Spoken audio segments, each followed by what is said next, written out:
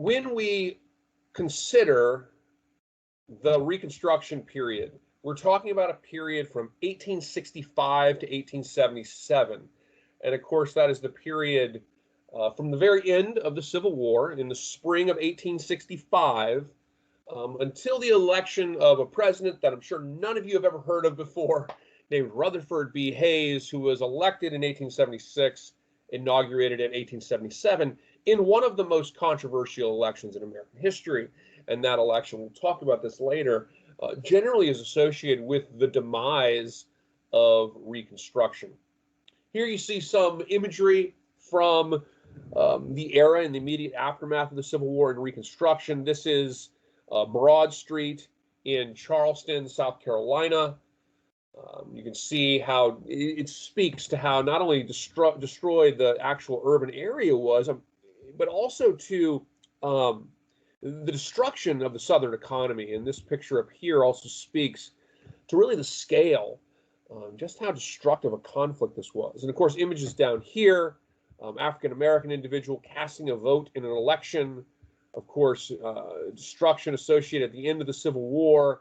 All of these, and these come from publications from the period, publications like Harper's Weekly. So we're talking about a period of about 12 years in which the United States emerges from the Civil War. The Southern economy is completely destroyed, and you will then see the big question: how does the country reunify again?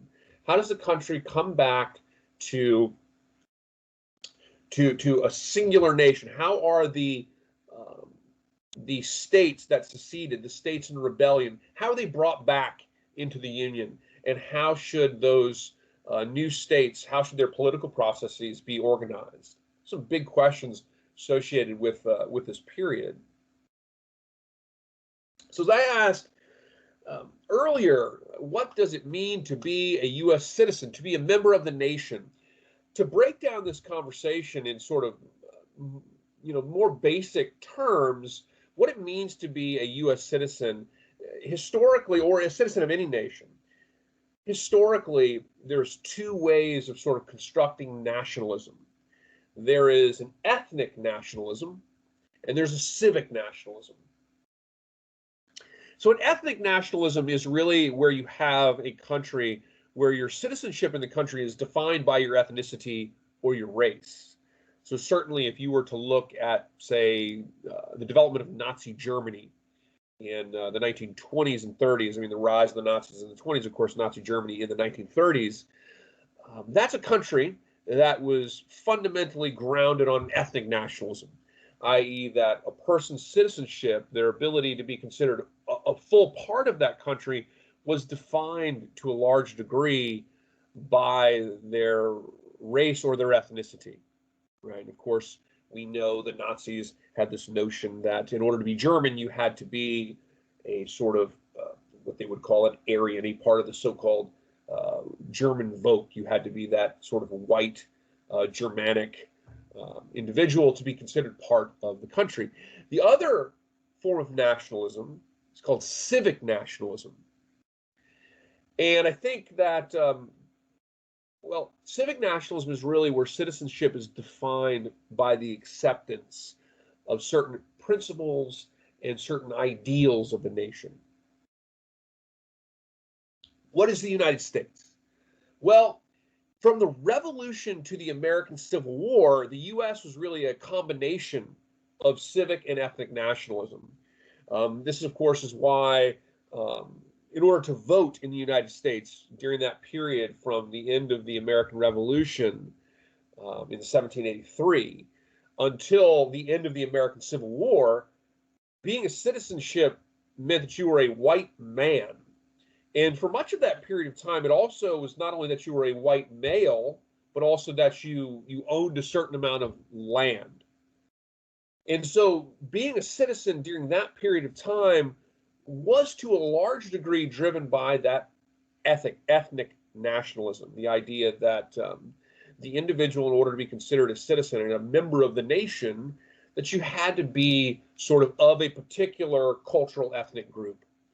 And also, to some extent, at least, it was, determined by your gender as well.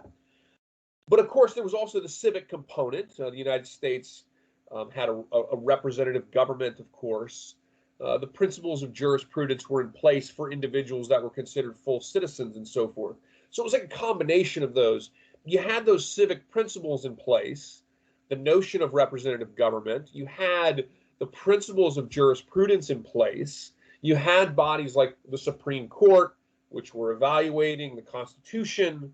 But then, of course, your full participation in that society as a citizen was, during that period of time, constructed around people's racial or cultural ethnic group, right? From the Civil War to present, U.S. citizenship, and this is a fundamental change in American history, U.S. citizenship is now centered on civic nationalism, meaning that you do not have to be a particular gender to be a full citizen of the country. You don't have to be a particular race or cultural ethnic group to be considered a full citizen of the country. Instead, what makes you a citizen of the country is not your culture, your religion, your ethnicity, or your, I should say, your racial or cultural group or your gender, but rather being a full citizen of the country is really determined by your acceptance of and participation in fundamental civic principles of the nation, the representative process, acknowledging, people's rights to freedom of speech or freedom of worship, acknowledging people's rights to have a fair trial by a jury of their peers, acknowledging people's rights to certain individual liberties, to the right to property. All of these are types of things that that Americans accept, and these are the core civic principles that make up the grounding of the nation. And it's the Reconstruction period where we see really a fundamental transformation of the United States, where the United States is effectively reborn as a country that will no longer base citizenship around ethnicity or race, but will instead base it around a civic nationalism, the principles and the ideas that make the country what it is. Now, of course, you might imagine that that change was not immediate. It took some time for, and indeed the country is still grappling with that change. So that's not something that happened immediately, but that's the goal, and that's where the focus of the country goes. When we think about the significance of the Reconstruction Civil War period here, the country is going through some huge transformations, and these are even aside from that more, I don't know if abstract's the right word, but even more than that concept of what it means to be a citizen, the country changed in other ways. For example, the Civil War period is really at the heart of the emergence of a new phase of the Industrial Revolution in the United States. The first millionaires, like the class of millionaires, is effectively born during the Civil War. And of course, those millionaires were largely in the north of the United States, the industrial north that, of course, made the clothing, made the shoes, made the medicines, made the equipment of war, made the weapons, and so forth. And of course, the north of the United States is largely untouched. And the North was already the sort of bastion of the Industrial Revolution in the United States.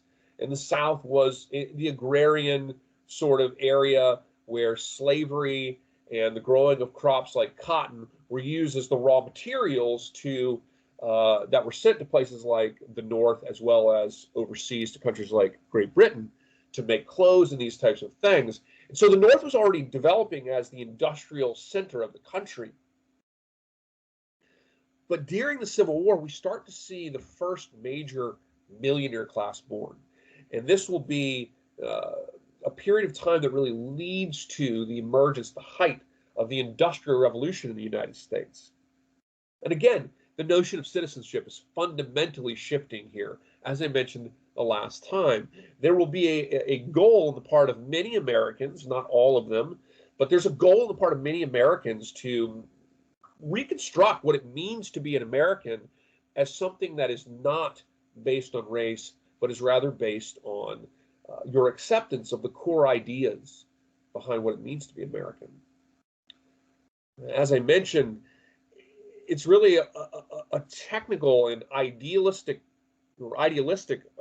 goal approach that that we witness at this time, because as we know, coming out of the 1800s, you will see the emergence of the politics of segregation, of disenfranchisement. You see areas of the country become fundamentally organized around racism, really. And so in this sense, the goal of having a civic nationalism where people are equal regardless of creed, regardless of religion, regardless of race, regardless of gender, and these types of things, that notion is something the country really struggles with. And we see the United States emerge from the Reconstruction period as a country that really, in a lot of ways, reaffirmed that idea that to be, or struggled with the idea that to be American, you somehow had to be, white and male. So it's like the idea is happening here, but it takes a long time of struggle to deal with that fundamental shift. There's really, really significant demographic changes in the United States. We'll talk more about those as we get to discussing the movement of peoples following the destruction of the Southern economy in areas of southern cities and so forth. There's, of course, going to be a new wave of immigration that comes into the country following this period as well. It's also a period associated with an expansion of the power of the federal government. In a lot of ways, obviously at the core of it, the Civil War is about slavery. But a lot of it was about, did the federal government have the power to potentially block the expansion of slavery, for example?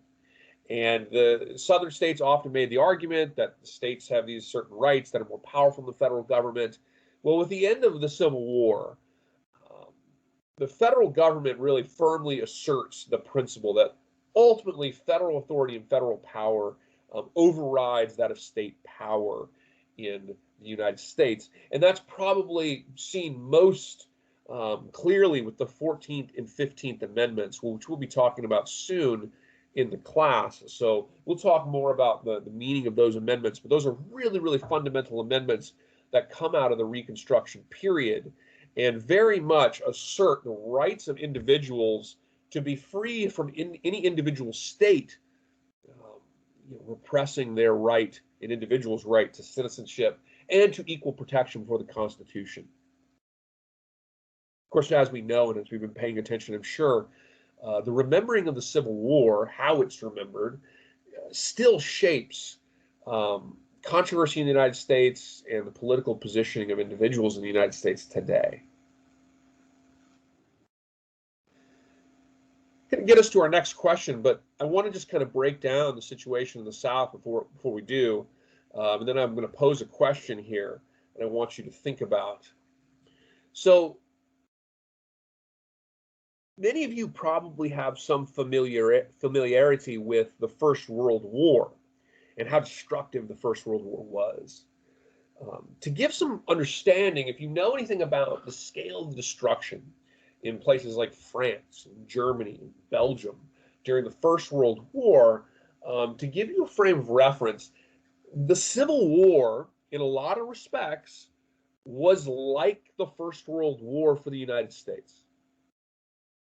In terms of, the population's lower, but in terms of the scale of death, the level of destruction, the American Civil War is actually quite similar to the First World War in terms of the amount of people that were killed, the destruction of the economy, the destruction of cities, the level of homelessness.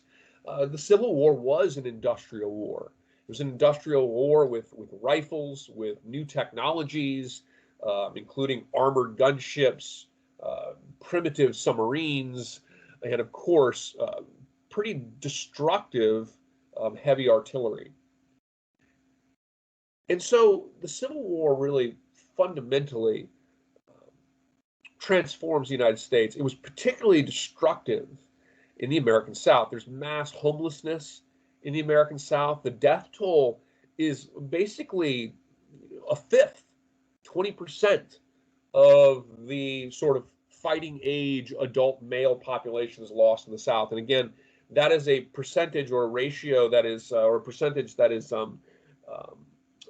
relatively similar to the types of death that Western European countries suffered during the First World War, to give you a kind of comparison understanding of the level of like this calamity on the society.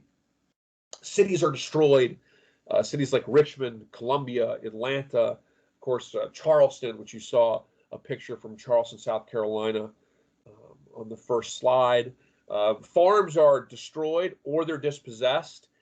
Some of those farms were dispossessed during William Tecumseh Sherman's operations in Georgia and South Carolina, and many of those areas of the Low Country of South Carolina, for example, those areas would have been taken by Sherman soldiers, and the goal there was to provide those lands for land for the now freedmen population, the former slaves.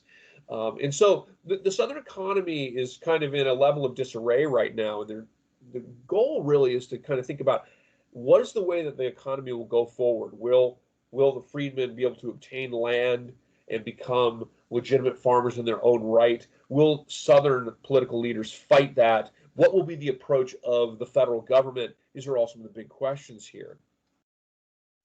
All Confederate officers or politicians were barred from full U.S. citizenship by the Republican-led Congress. The Republican Party was born as a party of the North, and the Democratic Party before the Civil War was like the national party. There were Democrats in the Midwest, North, and the South, though they kind of fractured at the beginning of the Civil War. So the Republicans really, because there is no congressional representation in the South, there are no, the seceded states have all tried to leave the country, and so they created their own short-term sort of Confederate body of government. And so the Congress, the U.S. Congress, the House of Representatives and the Senate and the President actually are all more or less from the North. And so all of the Southern Confederate officers or politicians are actually barred from participation in that. And so a big question is, how do you move forward from that?